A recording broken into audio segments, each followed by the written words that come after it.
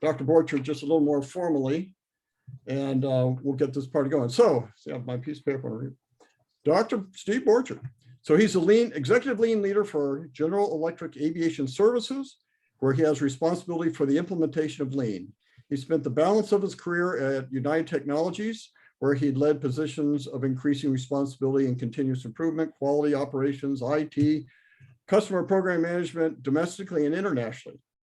He worked in aerospace, space propulsion, fire and security divisions in both manufacturing, overhaul, and repair.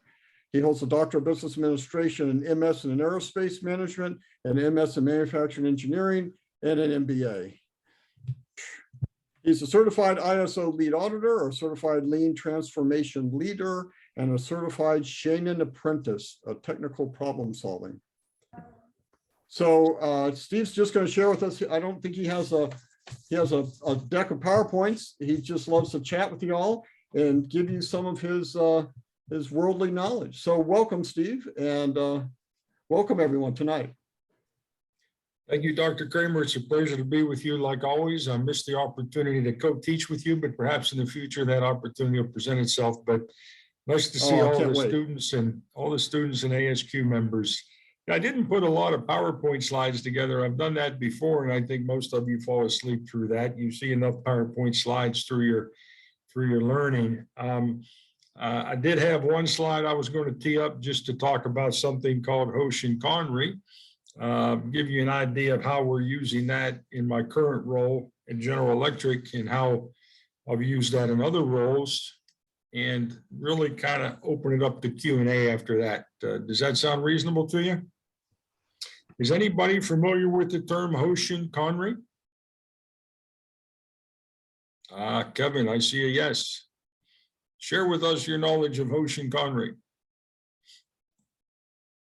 Oh, are you referencing me over here? Yes. Did I see you shaking? No, no, yes, yes.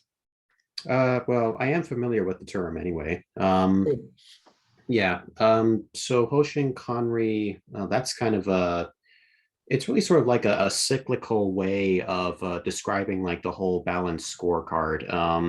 Because at first you have like the main senior objectives of the firm and how those need to be interpreted. You then have to, I think you have to interpret those into like their appropriate QFDs, their most general QFDs about like, you know, what the customer wants are versus like the general hows of the company, what they do to satisfy those customer wants.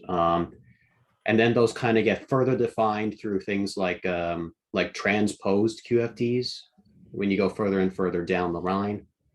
I'm trying to remember the other steps. It's been a little bit since I remember the term, but those hows, those kinds of like those whats, those hows, they later get turned into those, I believe, get turned into like individual tasks for each of the different departments, and which eventually get tied into things like the KPIs that you mentioned before.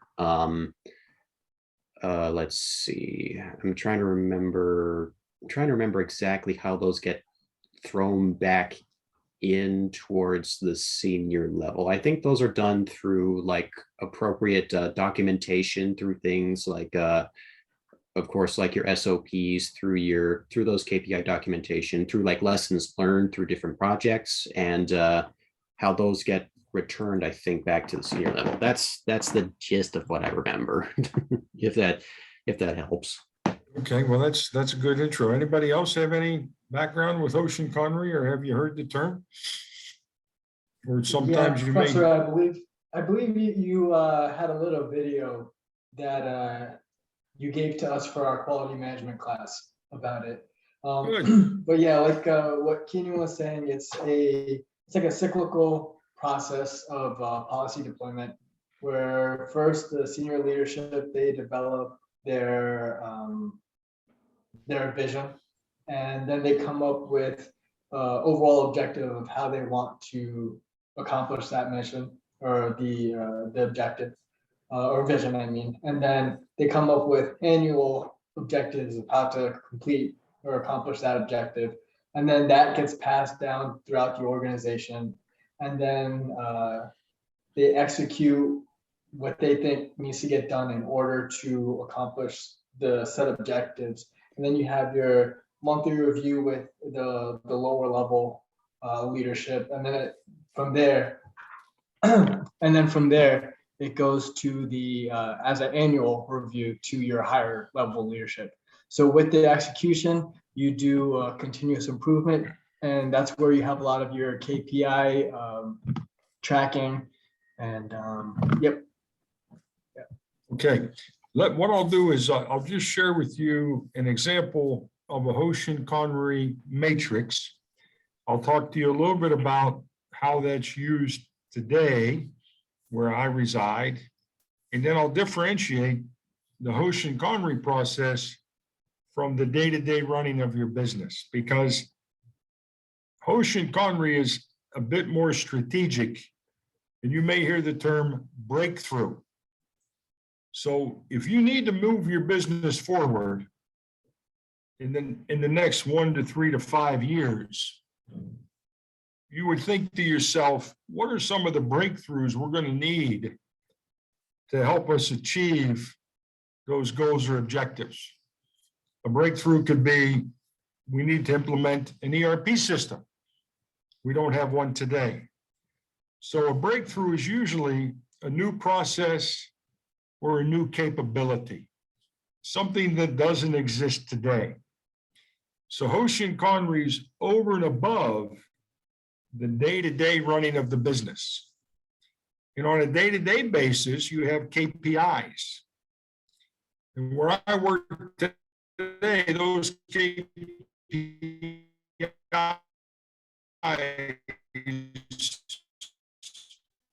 are in this sequence. Always in that order. S, Q, D, C. Within safety is the people piece as well. Is anybody familiar with SQDC in that order?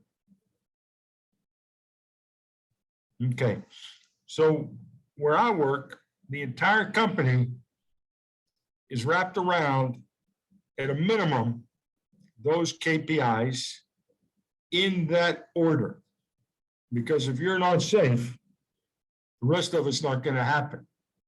If you don't have perfect quality, you may be struggling with delivery. And then lastly, cost would be a byproduct of having good safety, good quality, and good delivery, right? So we try to work that left to right, SQDC. So that's the daily KPIs that all of us have, right? If you're in this department, if you're in that department, if you're running this business, you're running that business, as a minimum, you're going to have safety metrics, quality metrics, delivery metrics, and cost metrics. And what we do is we create a balanced scorecard with those metrics. And we put targets, January, February, March, all the way to December, on what we want to achieve this year for that KPI. Now, normally that's progressively getting better throughout the year, right? If my delivery starts at 90, might go to 92, 93, 94, right? I set a goal and a target for myself.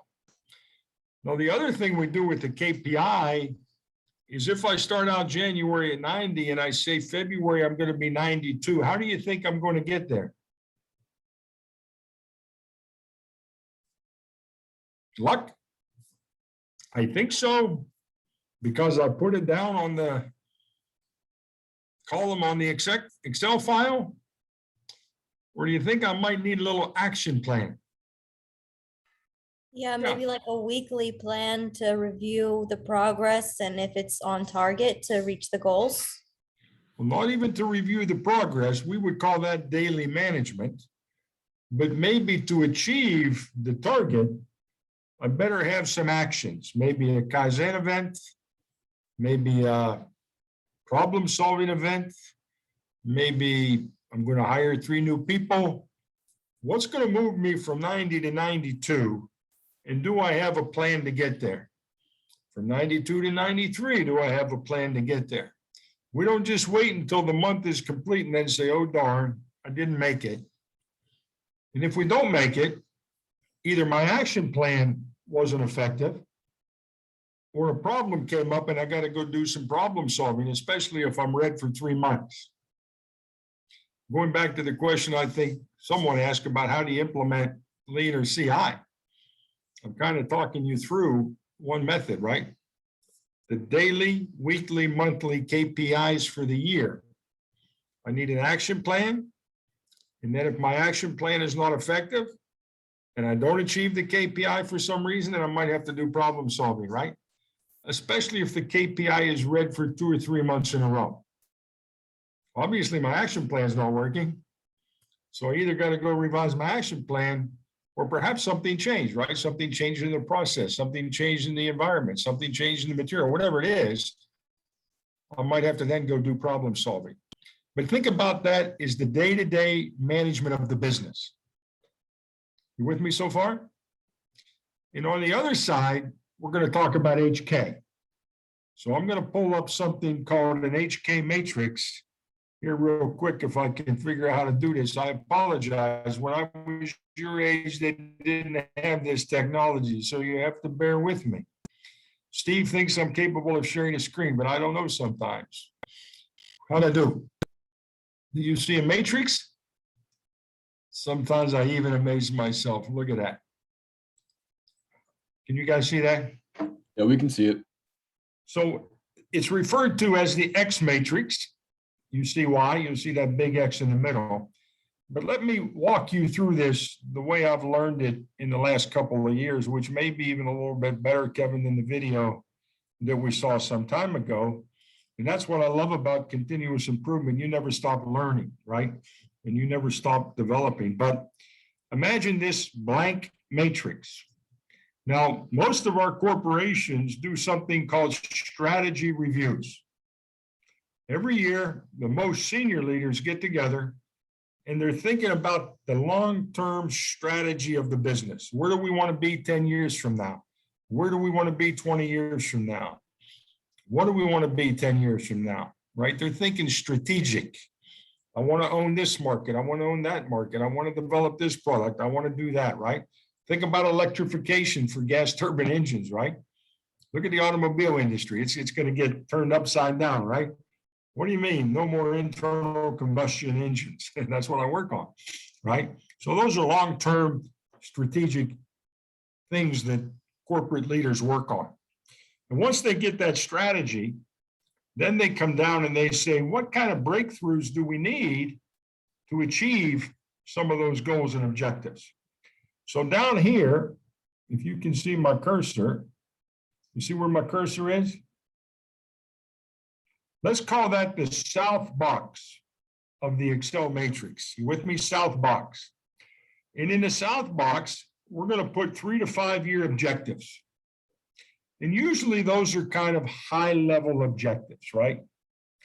Here's an example. I took this off the internet, so it's not anybody's specific, trademark or technical data. But here somebody says deploy a lean production system. And they want to incorporate the TPS fully in the next 3 to 5 years. So normally these are 3 to 5 years objectives. And let's just stay with that for a minute on the south box. And then we go over here to the west box. And we say, okay, to achieve that 3 to 5 year objective, what am I going to measure? What am I going to do in this 1 year? And it says I'm going to deploy a level 1 supply chain wide open offices effectiveness pilot of some sort, right? So they're saying this is what I'm going to do for year 1 that will contribute to the 3 to 5 year goals and objectives. And now they're going to break that down even further. And they're going to say on this north box, what is the specific initiative that I'm going to go do this year that's going to drive this output in the west box and contribute to the south box? So if you follow that through, you see this black dot, this is where it connects. They're going to standardize lean throughout the US in the supply chain management. They're going to increase presence outside of the supply chain management. I assume that's what SCM means, right? And then what they do is they come over here and they create TTI, a target to improve. So if I'm going to achieve this in 1 year, what metric am I going to create to convince me that if I follow my action plan, in this case, specific to that north box, how will I know my action plan is working? And that's where you'll come up with these TTIs down here.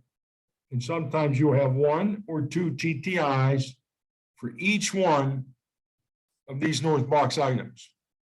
The black dot is where you connect the TTI to the initiative, to the west box, to the south box.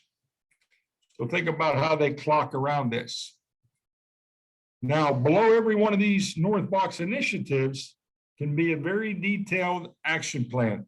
What am I going to do for the next 30, 60, 90 days, all the way out through to December to help me achieve this breakthrough?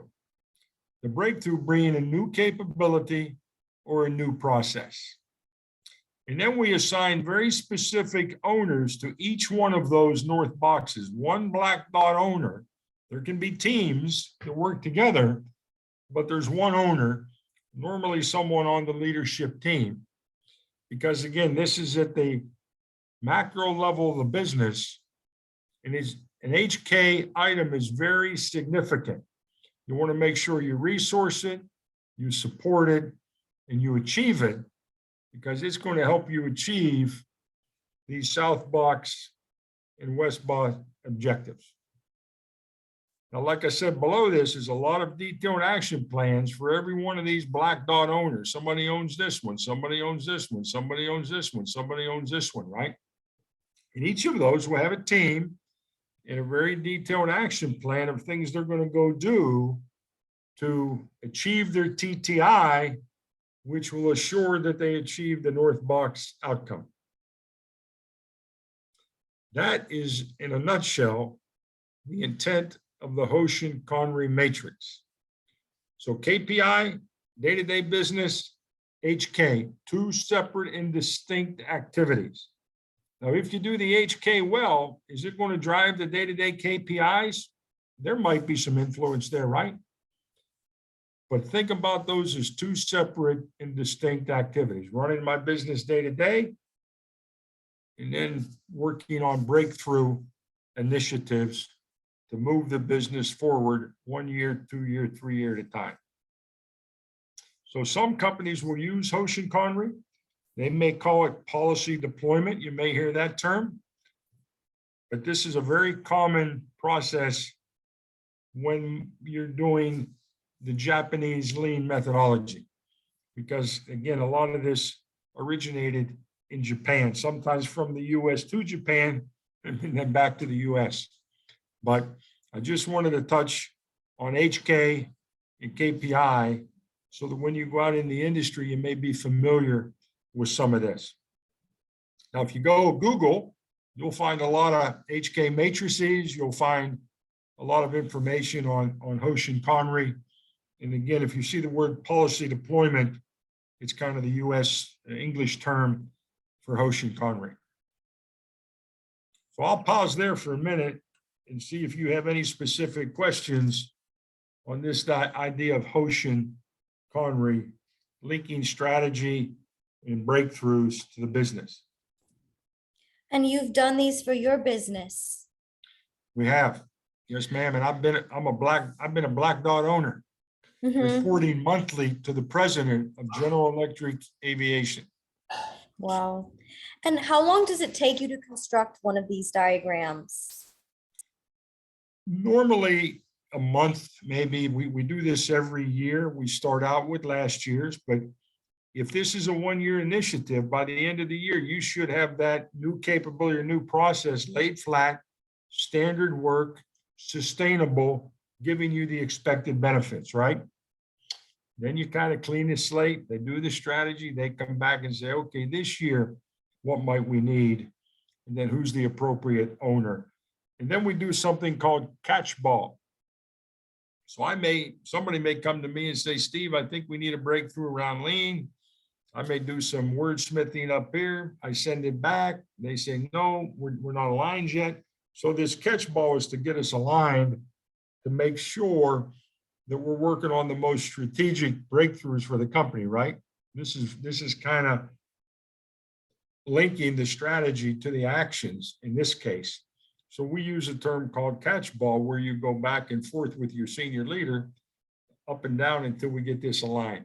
So it's not uncommon to take, we start this in November, December, have it locked off maybe in January. And it is a living document, so you can make modifications, because it's kind of like the headlights on my car. They only illuminate so far. I can't see what's out there 3 miles ahead. So normally we'll start out in January with a 30, 60, 90-day plan.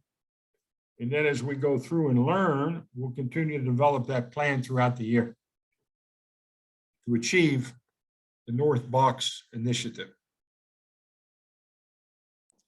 And who all is with you in this planning meeting?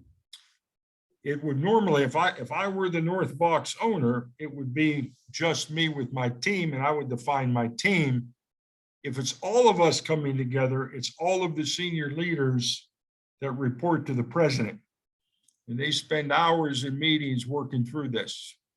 And part of this is getting that whole senior leadership team aligned around what we as a company are going to do this year.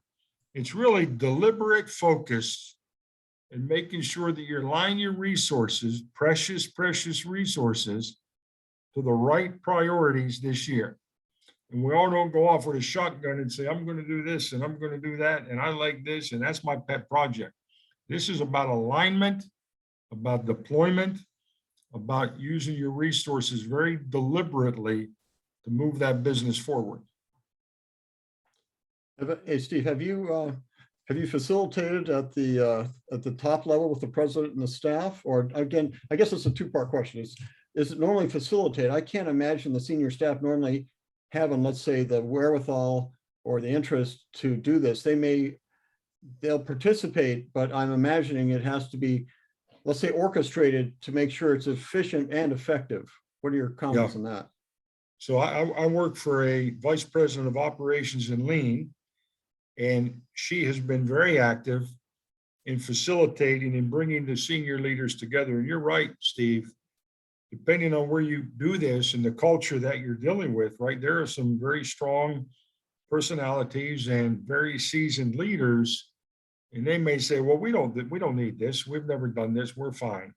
So you have to be very effective at bringing the team together. And it might take you a couple of years, right? A couple of tries to build the muscle necessary to be effective. But we do have a vice president that, in my view, is extremely effective as a facilitator and very knowledgeable about HK. And she's done a tremendous job of bringing all of us together. But you're right. It's not something that you're going to do easily, unless, of course, it's driven by the top, in which case your job got a whole lot easier, right? Yeah, I know, like, whenever I was working in my last job, and not to say that we made a spreadsheet like this, but definitely when we were in meetings, it was difficult to stay on topic and like stay within our time frame of when the meeting was allotted for. Do you have any like recommendations or advice on that? Well, that's a hard one too, right? You set the meeting parameters the best you can. You set up the norms the best you can. But sometimes you got to go through this knowledge transfer, right? Because you really want to have the discussion, the value, in many cases, in the discussion to create that alignment, right? It's kind of like thought leaders, right? You got your leaders together. Now let's get these thoughts out here and make sure that all of us are getting aligned and thinking through what is the right thing to do. Because in a lot of business today, they're all cross-functional, right? We're all working in matrix organizations. So it's important to bring us together at the top to leverage the resources as well as the actions we're going to go take. So sometimes, let's say you run a 2-hour meeting, you might get hung up and not get through your agenda. Well, schedule another 2-hour meeting. You just got to kind of almost plow your way through to converge on the right set of activities that you want to go do. And there's no perfect science to say you pick the right ones, right? And do you find this is typically done, let's say, through like a retreat to try and keep these executives focused so they don't go off over shiny objects? Well, that would be an option if you could make that happen. In many cases, you can imagine 18, 20, 25 senior leaders in these large companies. It's even hard to do that. That would not be a bad way. But maybe the other thought is by doing it a little bit over time, you allow those discussions to happen. You allow people to digest it. They come back to the next meeting with even some better ideas and better thought. So I don't know, Steve, if there's a set standard. I haven't seen it in that regard, but I can imagine some pros and cons, right? I've done this. I've had the privilege of doing this for a firm who's a large firm. It's the first time they've done it, engineering firm. And I think one of the best parts wasn't necessarily even the outcome, it was the discussions. Exactly. And because getting these senior leaders in there and just having them talk about things that they've never been forced or maybe even interested in talking about before. And then, so then it was critical to find a way to capture that detail. And we did little things like, if this was a spreadsheet, like you mentioned, we would do, let's say, a right click. We'd add comments everywhere to try and capture the elements or the essence of what was being discussed. And at the time, we weren't into like recording crap, so which you could now, but that was a beautiful part, you know, getting these people finally to come together to appreciate their needs, their constraints. There are all these things, especially when you have a lot of leaders, like you said, you have 25. Yeah, I had like 30 general managers sitting in that place and trying to, you know, and some of them in organizations that weren't normally involved. You have marketing, procurement, and not just engineering to manufacturing, but you have all these entities on the side. And you're trying to make sure they understand what the needs of the firm are and vice versa, and where you contribute, where they never appreciated each other before. So I think it's really cool. Yeah, I give the team a lot of credit, and this is new. Like I said, Larry came into GE a few years ago, off the board and in as the CEO, and this is a process that he embraced in his legacy CEO role at Danaher, I believe, and he's bringing this best practice, if you will, to a new culture and a new set of leaders, and you know, we're working our way through year by year. This is something that you do kind of yearly, so you can imagine it may take a couple iterations to build that muscle. But what I like about it is this idea of breakthrough and bringing new capability or new processes, right? And having a deployment strategy on how we're going to deploy this, number one, and then make these improvements. And you're going to make those improvements. If you go look at the action plan, it's probably going to be a lot of Kaizen events, value stream mapping events, problem solving events, right? Six Sigma, you know, projects or events. You can see how that would play out, right? So, you know, kind of, I think an effective process. And I haven't heard of a lot of alternatives in my experience, and I've worked a lot of different companies. I've seen some companies where they'll send down 4 bullets and say, hey, here's the priorities this year. Okay, thank you, right?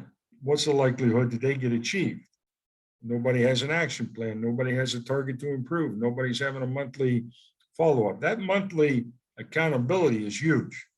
When you know you have to step in front of the president and review your TTI and your action plan, and he's paying very close attention because this is owned by the president.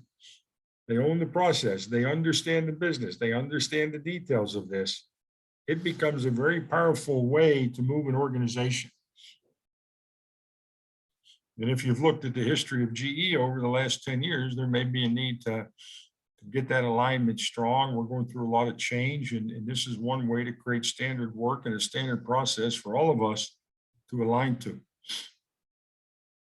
So I just wanted to share this with you. In the event during an interview, or perhaps you'd like to do a little more reading and research on Hoshin Conry and have that in your toolkit as a CI professional, at least awareness. You won't facilitate it. You'll probably work with somebody a few times, but if you get the chance to join in a HK facilitation, by all means do so you can learn. It's powerful stuff. Have you ever experienced where a breakthrough objective and an annual objective didn't really, I guess, align as well as you thought they were going to? Yeah, sure. I mean, again, this is not a perfect science. I had one last year where I was the North Box owner of implementing a new problem-solving process and to drive the problem-solving culture. And if you do good problem solving, you should be getting cost savings somehow, right? And I think the West Box said, you know, we're all going to contribute to some sort of profitability number. And I should have, through my North Box initiative, if I'm effective, impacted that profitability number. And it was hard to make that linkage quantifiably. I could say, hey, I trained a lot of people in problem solving, we're doing some problem solving, but it wasn't as meaningful and quantifiable as it could have been. That would have been a lesson learned. So you're not going to be perfect. Most will come in. I did a Hoshin Conry reflection for the 6 Hoshin Conry teams that were in my organization, which was a subset of aviation. And I'd say they were about 70% effective, which to me is reasonable as we're growing the muscle and learning. But yeah, like any process, you'll have some opportunity for improvement, right? Then did you have to change the objective? And if so, how long do you usually give before you have to do something like that? Yeah, I think the objective itself, you want to lock those off pretty early. What you might change is your action plan and the specific steps that you're taking as you're learning your way through. But those objectives during that catch ball process get locked off pretty early in the year because, you know, all of that is needed to hit these 3 to 5 year objectives. And most of that would be around shareholders, i.e. the financials, employees, maybe cultural things, and then customers as well. So based on these like action plans or like these breakthrough strategies that would be implemented across like 1 year or 3 years, 5 years, naturally, I would assume that there'd be some resistance to change regarding those kinds of plans over time for any kind of industry, really. How would you, how is it that you would how would you deal with that? Now, how would you deal with that kind of resistance to change throughout the company? Yeah, I'll be honest with you. I'm experiencing this week. I'm in Dallas, Texas, and I'm in a shop that overhauls engines. And, you know, we're trying to come up with a better way using some lean methods, tack, pull, flow, for an example. Now, the folks that do that work, they're quite happy. It's you know, why do we need to change? So resistance to change is not uncommon for all of us, right? You know, the old example is cross your arm the other way, you know, that doesn't feel right, right? So nobody likes change. If I knew how to overcome that resistance effectively, I would certainly do so. There's a couple ways I think it happens. When I say the CEO of a company is behind an initiative, that gives you some tailwind, right? That's a big deal. Now, that doesn't mean as that flows down that everybody's as enthusiastic as the CEO may be. And that's where you get into sometimes the term, the frozen middle, right? Just another passing fad. First it was Six Sigma, then it was digital, then it was this, now it's lean. It'll go away soon, right? So those are some natural responses and reasonably so. But I think, you know, you just have to be somewhat persistent. In my case, I try to use logic, data, and reason, finding that most people over time will be responsive. perhaps you can find out what's in it for me, meaning the team you're working with, and is there a way you can create that win-win? So it's really, coming up with strategies to help you with that resistance. That resistance is real. I assure you, just because you come into a company's new CEO and you say, hey, I want to do ABC, doesn't mean everybody's getting behind you, right? So whether it's the CEO level, whether it's the change agent level, the process improvement level, all of us have to deal with some level of resistance. Some companies and businesses and locations can give you more headwind, some, more tailwind. Not an easy answer, but you try to use your change management strategies that you've learned or continue to learn, and then practice and work with the team that you're working with to see what you can do. I don't know if that helped you or. No, it makes pretty good sense. That's pretty good. Thank you. But I'll tell you, if I had my choices where I would go do change, I can tell you some places are yep, and some places are no. And some of that's geography, some of it's culture, some of it's, there's different reasons why some are more challenging than others. But maybe the more challenging is where you learn the most, right? If it's real easy, you may not learn as much. So it's really just working with the people. And the other thing I would say is respect for people. And that's, again, if you look back at Lean in general or Toyota, it really speaks to this idea of respect for people. How can I make your work easier for you? And how can I remove the waste in their case, right? They talk a lot about the downtime or the Timberwood waste that you're probably familiar with, right? Yep. And if you remove waste and challenges and obstacles from folks, they might appreciate that, might appreciate you in doing that. So a good starting point is just going in and say, hey, what can I do for you? Oh man, I got this problem with this fixture. It's been like this for 6 years. And if you can fix it, right, you're going to be a little bit of a hero. And then they'll be more apt to engage with you. So it doesn't have to be a big science project all the time. It can be just common sense. Hey, what's holding you up? Oh, glad you asked, right? Where you been all my life? And resolve that issue for them, and you're gonna get embraced a little bit. If you go in with a lot of science and hard and as if you know the answers, then you probably won't be embraced as much. So a little bit of psychology too, right? Psychological safety for yourself and maybe psychological safety for the team.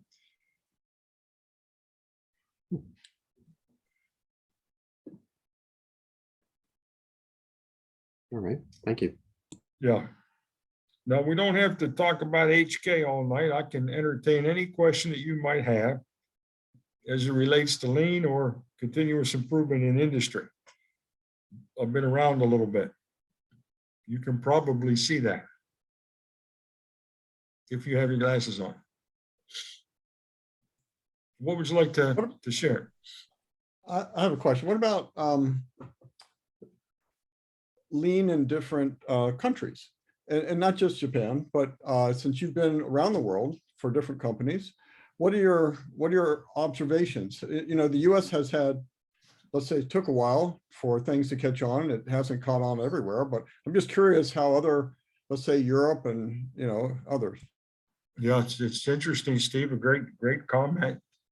Now, let me ask the team, and maybe you haven't been around the world, although we look somewhat worldly, but if I go to China,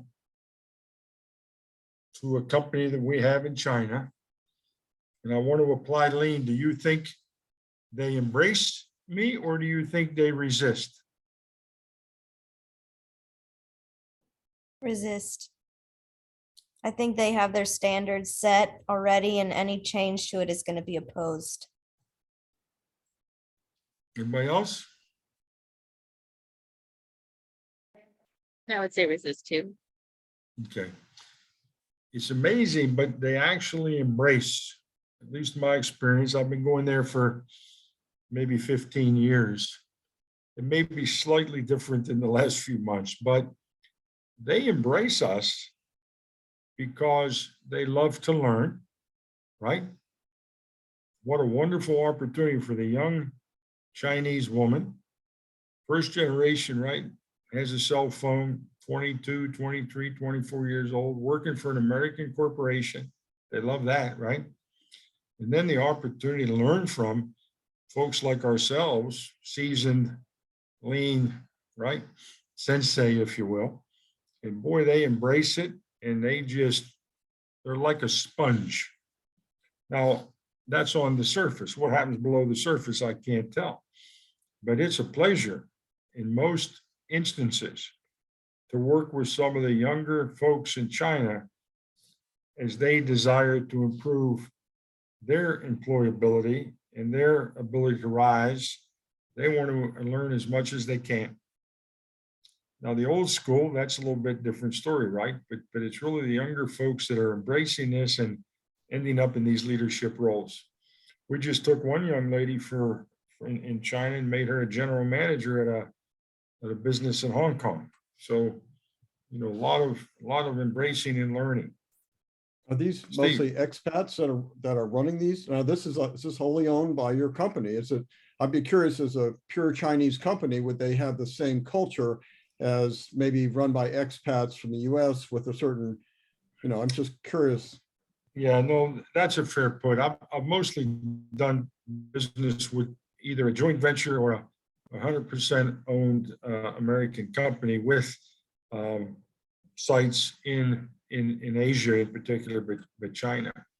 I also know there's a lot of consulting work in China, so there is pull on trying to be more efficient and competitive generally, right? And a lot of folks will embrace lean or Six Sigma for that reason, right?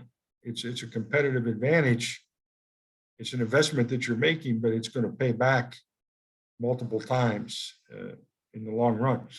So Singapore, for example, I go to Singapore. They are wonderful. They embrace you. They want to do this. They want to be the best. They want to have fun. Lovely culture. Sometimes South America want to embrace you. Europe, maybe not so much, right? Certain parts of the US, maybe not so much. You can see some common themes, right? Set in our ways, we've got this, we're okay. We get out of work Friday at noon, it's good. We get overtime Saturday and Sunday, I like that, right? So there's just different cultures. And whether that's, globally or even locally, you'll find different pockets, right? And sometimes you're lucky enough to work in the ones that really embrace it and just sponge it up, and it can be a lot of fun. Because you really need a lot of energy to make change, a lot of positive, engaged, enthusiastic people to make big change, right? That's the culture piece that goes with continuous improvement. Here's something that just popped in my head. What do you think, what is your observation of, let's say, the COVID impact in these types of initiatives and companies? Have they said, hey, this stuff that's sort of a real challenge if it's not, because capacities are challenged, all sorts of stress on the firm. It sort of challenges whether they're really behind this stuff, right? Yeah, it's really, anytime you have an impact, at least from my experience with operational side or transactional side, because process is process. But if you have a significant demand shift, either down or up, it will play havoc with your system, right? Because no longer is my tact the same, no longer is my design the same. I've got to redesign now to accommodate a new demand number, a new demand profile. And many of us don't know how to do that rapidly. I think Chick-fil-A and some of those you see did a heck of a good job, didn't they? They closed the doors, they put 6 people in the parking lot, they put heaters in place. I mean, they moved quick. And as a result, they probably grew the revenue even during COVID, whereas others who didn't respond had to close the door.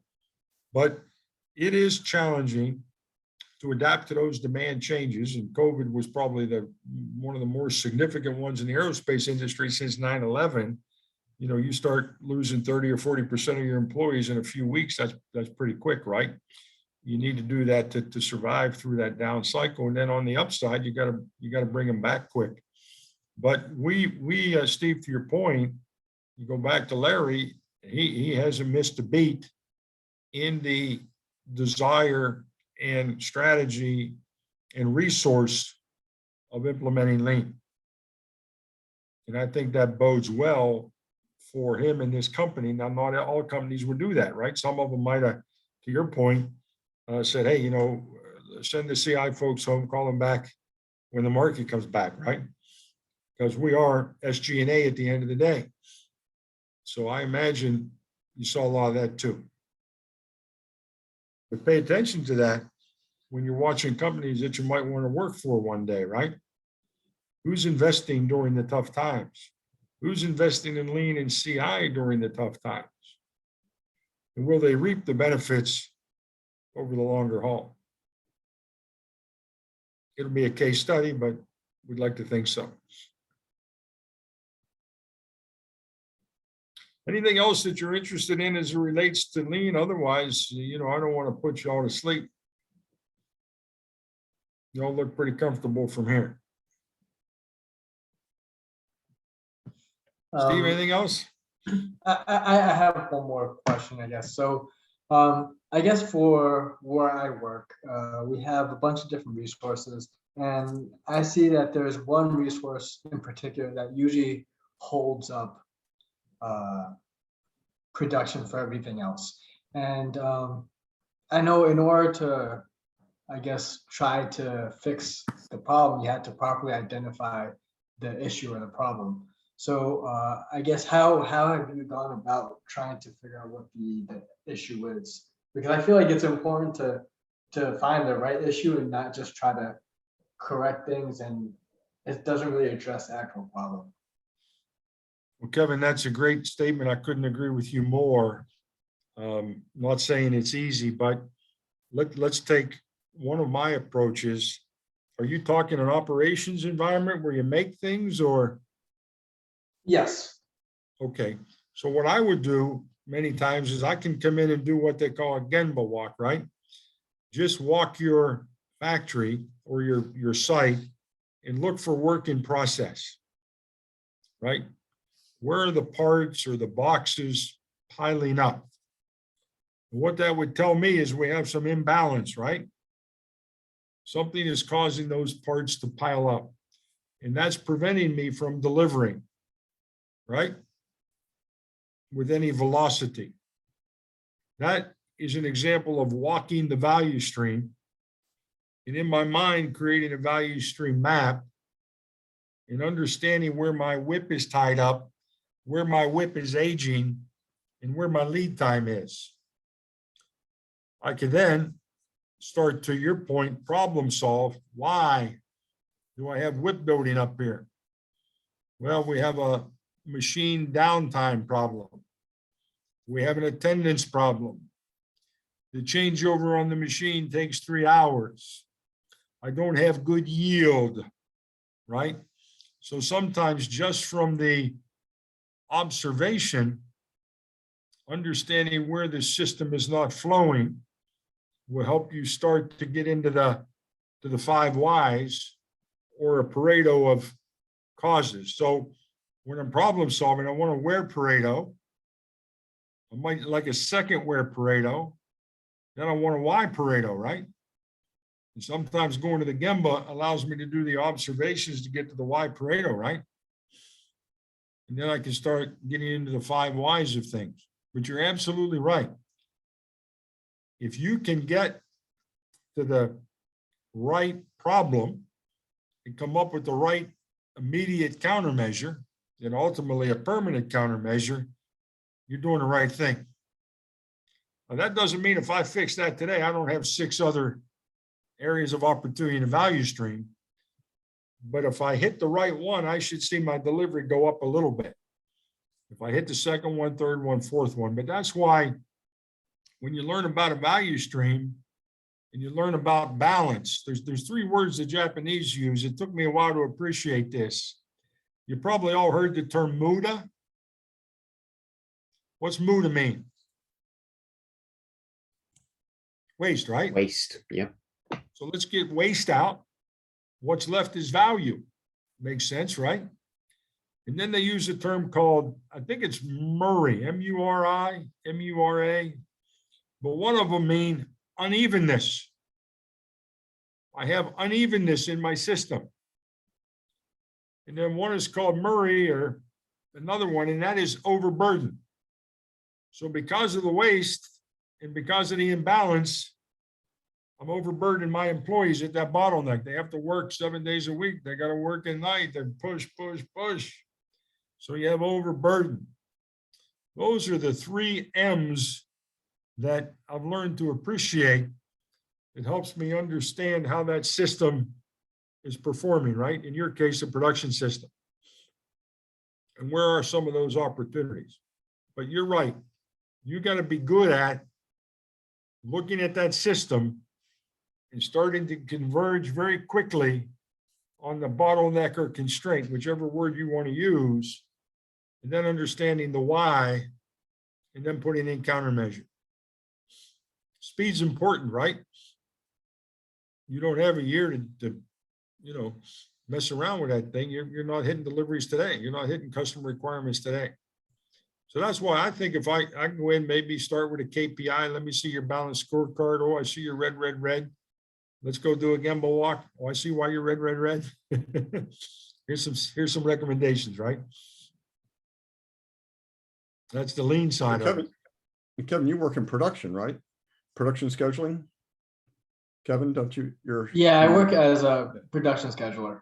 Yeah, so you see probably more than a lot of people by following operations, the production imbalances that Steve was talking about, and then perhaps can then observe, why is this? Are we pushing just too much? Are we releasing too much to the floor, over capacity? We got all this WIP built up. Are we our own worst enemy, or are there other elements play, right? Yeah, I feel like it's a little tougher to try to assess the situation just because we are a lower production facility. I mean, for my program, we probably produce about 70 to 80 parts a year. So because our parts take a long time to make. So I feel like sometimes when you're trying to identify said bottleneck, it takes a lot longer to try to identify where that buildup is. Just a quick question, Kevin. What kind of parts do you make? So we make composite material for aerospace structures. I see.